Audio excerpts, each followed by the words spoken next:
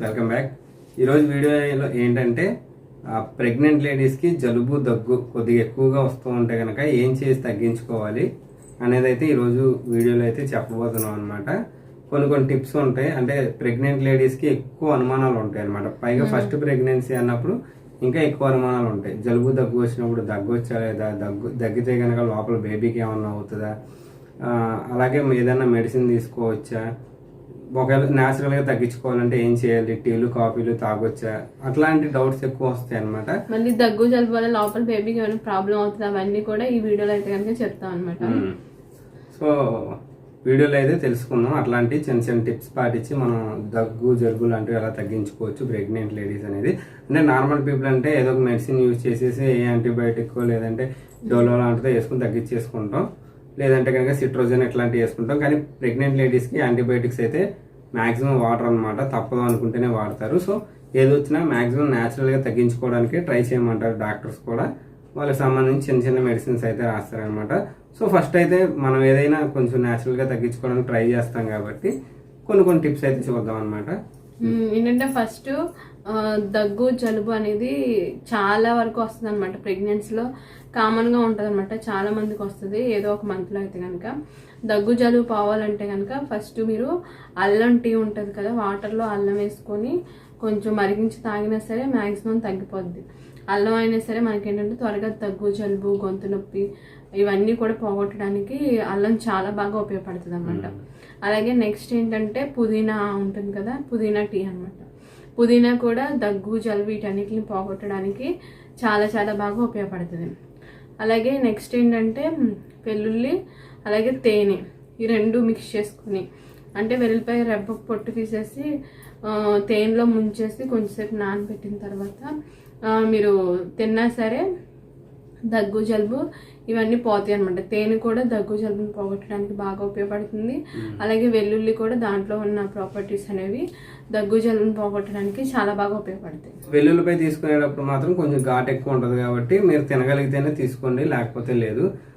అట్లాగే వీటన్నిటిని పక్కన పెడితే ఇంకా న్యాచురల్ ఏంటంటే మీరు అసలు ఏమి కలపకుండా వేడి నీళ్ళని రెగ్యులర్గా తాగండి. అంటే ఎప్పుడు తీసుకున్నా కానీ భోజనం ముందైనా తర్వాత అయినా పొద్దున్న లేచినప్పుడు అంటే ఇంకా రెగ్యులర్గా మీరు వాటర్ ఎప్పుడైతే తీసుకుంటారో అప్పుడు హాట్ వాటర్ని మాత్రమే తీసుకోండి. అట్లాగే వేడి నీళ్ళు ఉంటాయి కదా, బాగా మరక్కాసి ఒక దుప్పటి వేసేసుకుని ఆవిరి పట్టండి. అందులో మెంతో ప్లస్ ఇట్లాంటి అమృతాంజలి లాంటివి వేసుకుంటారా లేదా అనేది మీ చాయిస్. ఒకవేళ దాని మీద కూడా మీకు అనుమానం ఉందనుకో, అంటే కొంత డాక్టర్లు అయితే వేసుకోవచ్చు అని చెప్తారనమాట. ఒకవేళ మీకు అయినా సరే ఎందుకులే అమృతాంజను మెంతో ప్లస్ అలాంటివి లోపలికి ఇన్హేల్ అవుతాయి కదా అనుకుంటే కనుక అవి కూడా వేసుకోకుండా ఉత్తి వేడి నీళ్ళు మనం చిన్న పిల్లలకి నెబులైజేషన్ అని పెడతాం కదా, మనకి అదే డిస్టిల్ వాటర్ సంథింగ్ వేసి అట్లాగా ఓన్లీ ప్యూర్ వాటర్ని బాగా వేడి చేసుకుని మరగ్గాసేసి దుప్పటి వేసుకుని చక్కగా ఆవిరి పట్టండి. వేడి నీళ్ళు తీసుకోండి. ఒక 2-3 డేస్లో అయితే మీకు దగ్గు జలుబు అనేది కంట్రోల్ అయిపోతాయి అనమాట. సో ఏదైనా కానీ ఫస్ట్ అయితే డాక్టర్ని సంప్రదించండి. జలుబు వచ్చినా దగ్గు వచ్చినా మీకు సివియర్గా ఉన్నా లైట్గా ఉన్నా సరే ఫస్ట్ డాక్టర్ గారి దగ్గరికి వెళ్ళి వాళ్ళు ఏమైనా ప్రిస్క్రైబ్ చేసిన మెడిసిన్ ఉంటే కనుక అది తీసుకోండి. లేదంటే కనుక వాళ్ళు చెప్పిన విధంగా ఎట్లాంటి ఆవిరి పట్టమనో ఇట్లాంటివి ఏమైనా చేయమంటే చేయండి.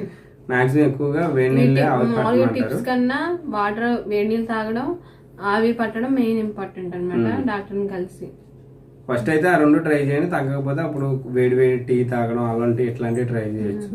కాకపోతే నెగ్లెక్ట్ చేయొద్దు, అంటే దగ్గు వస్తుంది కదా అని చెప్పేసి. దగ్గు రావడం కూడా ఏంటంటే మంత్స్ ని బట్టి ఉంటది. ఇప్పుడు మీరు ఎర్లీ మంత్స్ అనుకో, first month, second month, third month లో కొద్దిగా దగ్గు వస్తే ఏంటంటే బేబీ అప్పుడే ఫామ్ అవుతా ఉంటది కాబట్టి మనకు కూడా కొద్దిగా డౌట్ గా ఉంటది. సో అలాంటప్పుడు ఇంకా ఎక్కువ జాగ్రత్తగా ఉండి డాక్టర్ దగ్గర కంపల్సరీ వెళ్ళండి. లేదు ఒక 5 months 6 months వచ్చింది అనుకోండి, బేబీ ఫామ్ అయిపోతుంది, ఆర్గన్స్ అన్ని ఫామ్ అవుతాయి కాబట్టి అప్పుడు మీకు దగ్గినా సరే పొట్ట మీద ఎఫెక్ట్ అయితే ఉండదు.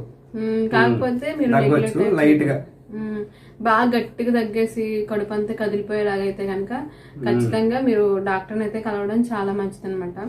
ప్రెగ్నెన్సీ టైంలో ఏది చిన్నది వచ్చినా సరే మనం జాగ్రత్తగా ఉండి డాక్టర్ని సంప్రదిస్తేనే మంచిది. కాబట్టి ఖచ్చితంగా ఏదైనా సరే మీరు డాక్టర్ని కలవడం మాత్రం మర్చిపోవద్దు. అంటే మన ఎఫెక్ట్ బేబీ మీద ఉంటది కాబట్టి డాక్టర్ని సంప్రదిస్తే బెటర్ అన్నమాట. లేదు లైట్ గా చిన్నగానే ఉందనుకోండి, లైట్ గా దగ్గు లైట్ గా జలుబు ఇట్లానే ఉత్తి నీళ్ళు ఆవిరి పట్టేసి వేడి నీళ్ళు రెగ్యులర్ గా ఒక 2-3 డేస్ తీసేసుకుంటే కొంచెం రికవర్ అయిపోతుంది, కవర్ అవుతుంది అనమాట. ఇదనమాట. మళ్ళీ ప్రెగ్నెన్సీకి అయితే ప్రాబ్లం ఉండదు. ఫస్ట్ స్టార్టింగ్ నెలలు అయితే కనుక దగ్గడం వల్ల ప్రాబ్లం ఉంటుంది, కానీ ఒక 6 months అలాగైతే కనుక ఎక్కువ ప్రాబ్లం ఉండదు, కానీ డాక్టర్ని కలవడం మంచిది అనమాట. సో అదనమాట ప్రెగ్నెన్సీలో దగ్గు జలుబు ఇవి ఎక్కువగా ఉంటే ఏం చేయాలనేది చెప్పాము. మీకు కనుక ఈ ఇన్ఫర్మేషన్ నచ్చినట్టయితే ఖచ్చితంగా లైక్ చేయండి.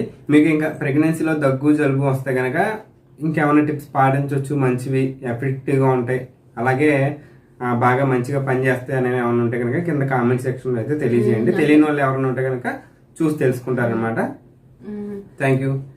వీడియో కనుక నచ్చినట్టయితే ఖచ్చితంగా లైక్ చేసి షేర్ చేయండి, సబ్స్క్రైబ్ చేయండి.